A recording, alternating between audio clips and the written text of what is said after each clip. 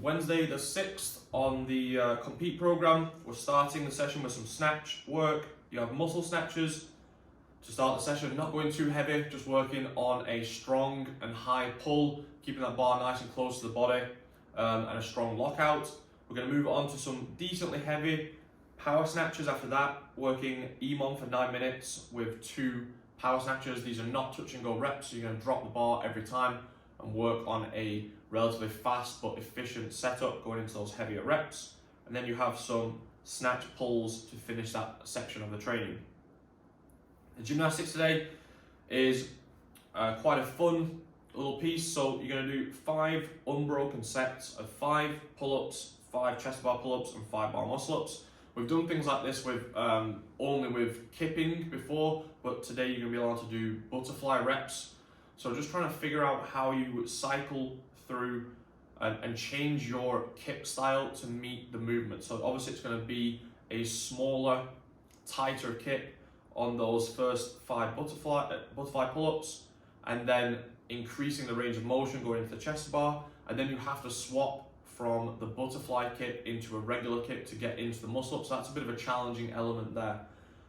555 is basically just a starting point for RX athletes. If you can do that really comfortably, so if you're very good at bar gymnastics, then you can increase the reps to sort of 6 or 765 if you want to. I think what's most likely going to happen is you kind of go down from that 555 to maybe 543 or 432, or if this is a really challenging combination for you, you can try and do the pull-ups into the chest bars unbroken, come down, take a small rest, and then jump up and finish with a set of 1 to 2 bar muscle-ups at the end.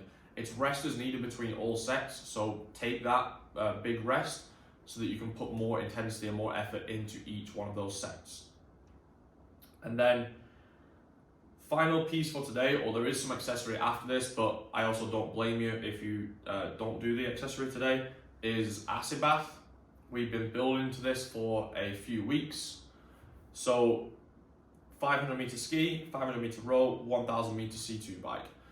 You can do this hard, feel tired, but recover after 15-30 seconds and not feel too bad. Or you can really give it everything you've got and it's going to take a little bit of time to recover from. You should be pushing really, really hard on every machine. There's basically no sort of pacing strategy. It's 5 to 6 minutes of all-out work on the machines.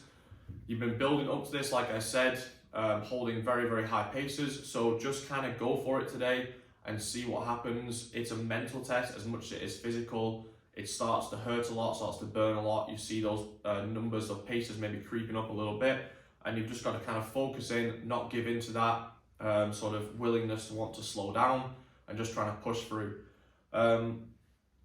One thing on acid bath that I talked about at Walleye with some of the boys when we did the intervals a few weeks ago is you can make up so much time just on the transitions, those 2 transitions between machines.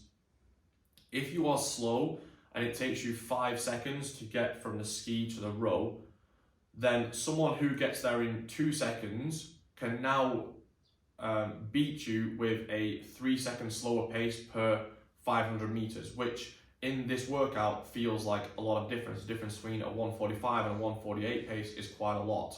And they make that up just by kind of hustling from one machine to another. And if they do it against the next machine, they make up 6 seconds on you, which is really, really hard to make up in pace on the machine. So what I would say is, as soon as you drop those ski handles, you have to work really hard to get yourself sat on the rowing machine. As soon as you finish a row, work really hard to get yourself onto the bike so that you can save as much time as possible and you don't have to make that time up with effort on the machine. You can take off 1 second of your pace by moving 1 second faster to the next machine, and that will be really worth it with your final score. I put a bunch of targets on there just to give you a bit of reference point of how hard you need to be going, but really they are just kind of targets and reference pointers. So go as hard as you can and get as much out of the workout as possible.